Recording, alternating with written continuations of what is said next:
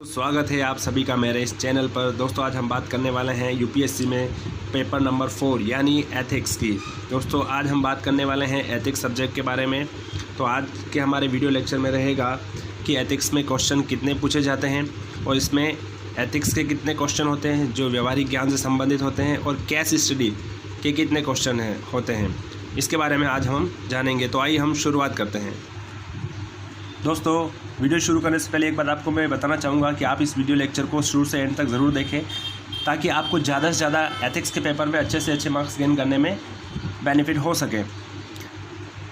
तो आइए शुरुआत करते हैं। दोस्तों देखिए, केस स्टडी आपको जब भी क्वेश्चन सोल्व करना है तो हम कैसे इसके सोल्व करेंगे, इसमें क्या क्या पहलू शामिल होंगे और आपको क्या क्या मेन हिंट्स पे आपको ध्यान रखना है ताकि ज़्यादा से ज़्यादा आप क्वेश्चन को अच्छे से आंसर दे सकें। लेकिन उससे पहले मैं आपको बता दूं एथिक्स पेपर के अंदर टोटल आपको 12 क्वेश्चन मिलेंगे, यानी 12 क्वेश्चन मिलेंगे, जिसमें 6 क्वेश्चन आपको व्यवहारिक ज्ञान के होंगे और बचे हुए 6 क्वेश्चन जो होंगे वो आपके टोटली केस स्टडी से होंगे। दोस्तों केस स्टडी का क्वेश्चन हमेशा किसी भी बुक से या उसको याद करके या उसमें रट्टा मार के याद नहीं किया जा सकता। ये आपकी व्यवहारिक ज्ञान के ऊपर निर्भर करता है, यानी आप कितना अच्छा व्यवहारिक ज्ञान ले पाते हैं। यानी पेपर जीएस यूपीएससी के अंदर जो पेपर 1, 2, 3, 4 ये सारे जो इन सब का आपको जितना अच्छा व्यवहारिक ज्ञान होगा, आप जितने अच्छा व्यवहारिक ज्ञान पेपर 1, 2, 3, 4 का प्राप्त कर पाएंगे उतने ही अच्छे तरीके से आप केस स्टडी के क्वेश्चन सोल्व कर पाएंगे। नैतिकता यानी जब भी आप क्वेश्चन पढ़ें तो क्वेश्चन को ध्यान से पढ़ते हुए ये ध्यान रखेगा जब भी उसका आंसर दें उस क्वेश्चन का, तो आपको नैतिकता का पूरा से पूरा ख्याल रखना है। आपके आंसर में नैतिकता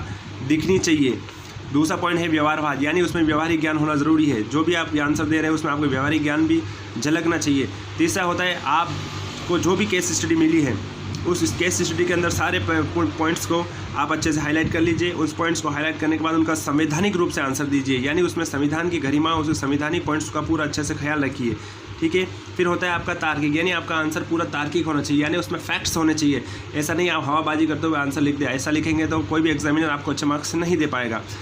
5th पॉइंट की बात करते हैं, ये आपका आंसर विधिक रूप होना चाहिए, यानी विधिक अनुरूप का मतलब होता है कानूनी रूप से वैध होना चाहिए। आप यानी केस स्टडी में आपको क्या पूछा गया है उसके अनुरूप आपको आंसर देना चाहिए और इसके लिए आपको विधि अनुरूप ज्ञान भी होना चाहिए जो आपको पेपर 1, 2, 3, 4 में मिलेगा अगर आपने उनको अच्छे से रीड आउट किया है।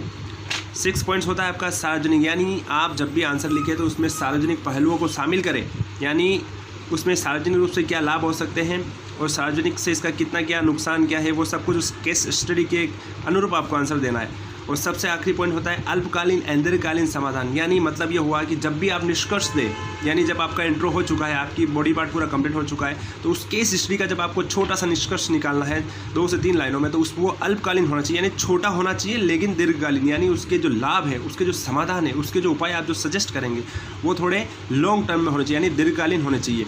कुल मिला के होना ऐसा चाहिए। ये सारे पहलू जो मैंने आपको बताए 1, 2, 3, 4, 5, 6, 7 इन सारे पॉइंट्स को आप इंक्लूड करते हुए आप केस स्टडी का बहुत ही अच्छे तरीके से अपना आंसर प्रेजेंट कर सकते हैं एग्ज़ाम के अंदर। अभी हमने केस स्टडी सोल्व करने के कुछ टिप्स समझे, आई होप आपको समझ में आ गए होंगे, जो आपको काफ़ी बेनिफिट होने वाले हैं आपके एग्ज़ाम में केस स्टडी सोल्व करने के दौरान। तो अब हम एक छोटा सा उदाहरण लेते हैं। देखिए, एक केस स्टडी दे रखी है जो कि प्रीवियस पेपर में पूछी गई है यूपीएससी के। देखिए इसमें लिखा है एक सीमांत राज्य के एक जिले में स्वापकों नशीले, यानी स्वापकों मतलब होता है नशीले पदार्थों का खतरा अनियंत्रित हो गया है। इसके परिणामस्वरूप काले धन का प्रचलन, पोस्त की खेती में वृद्धि, हथियारों की तस्करी व्यापक हो गई है तथा शिक्षा व्यवस्था भी लगभग ठप हो गई है। संपूर्ण व्यवस्था इस प्रकार से समाप्ति के कगार पर है। इन अपुष्ट खबरों से कि स्थानीय राजनेता और कुछ पुलिस उच्च अधिकारी भी ड्रग माफिया को गुप्त संरक्षण दे रहे हैं। स्थिति और भी बदतर हो गई है।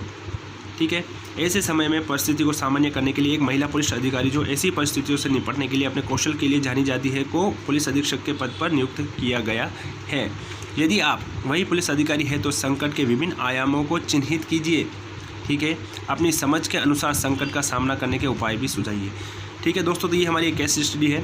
देखिए इसमें आपको क्वेश्चन पूछा गया है कि आपको ऐसे क्षेत्र में नियुक्त किया गया है एक बतौर महिला पुलिस अधिकारी के जो जानी जाती है अपनी कौशलता के लिए। क्यों किया गया है? ताकि वो समस्या का समाधान कर सकें।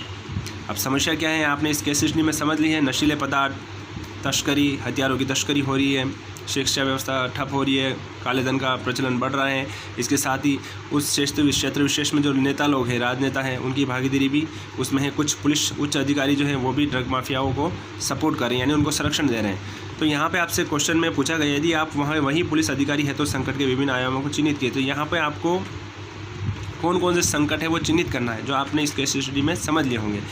इसके अलावा आपको संकट का सामना करने के उपाय भी सुझाने हैं। तब जब आप उपाय सुझाएंगे तो उपाय सुझाने के अंदर जो मैंने आपको ये जो बताए थे सारे हिंट्स, इसमें आपको ख्याल क्या रखना है, आंसर देने से पहले नैतिकता भी आपको बरतनी है, उसमें थोड़ा व्यावहारिक ज्ञान भी झलकना चाहिए। संवैधानिक रूप से क्या क्या दायित्व हैं, यानी जो राजनेता हैं और जो पुलिस अधिकारी हैं, उच्च अधिकारी, वो भी शामिल हैं, उनके क्या संवैधानिक अधिकार हैं, वो आप कैसे उनको पहलू बना के उनको समाधान करेगी, उसमें क्या क्या फैक्ट्स डालेगी, और जो आवश्यकता पड़ी तो वहाँ पे आप कौन से विधिक अनुरूप यानी जो कानून का पालन करेगी वो कौन कौन से हैं। सार्वजनिक हितों का भी ख्याल रखेगी, जैसे शिक्षा व्यवस्था है, काले धन का प्रचलन बढ़ रहा है, खेती में पोस्ट की वृद्धि हो रही है, और सार्वजनिक हितों में आएंगे। इसके अलावा जब आप निष्कर्ष में समाधान देंगे तो वो आपका अल्पकालीन होना चाहिए, यानी छोटा होना चाहिए, लेकिन उसका समाधान थोड़ा ऐसा व्यापक होना चाहिए कि एग्जामिनर को थोड़ा अट्रैक्टिव लगे, यानी उसके समाधान दीर्घकालीन होने चाहिए। तो कुछ इस तरह से केस स्टडी आपको एग्जाम में पूछी जाएगी, जिसका आपको सोल्यूशन अच्छे से देना है। आई होप आपको ये वीडियो अच्छे से समझ में आ गया होगा। तो अपने इस चैनल को ज़्यादा से ज़्यादा लाइक, शेयर एंड सब्सक्राइब करें, और अपनी तरफ से अगर आप और भी कुछ सजेशन या कमेंट्स देना चाहें तो वीडियो के एंड में आप अपना कमेंट ज़रूर दें।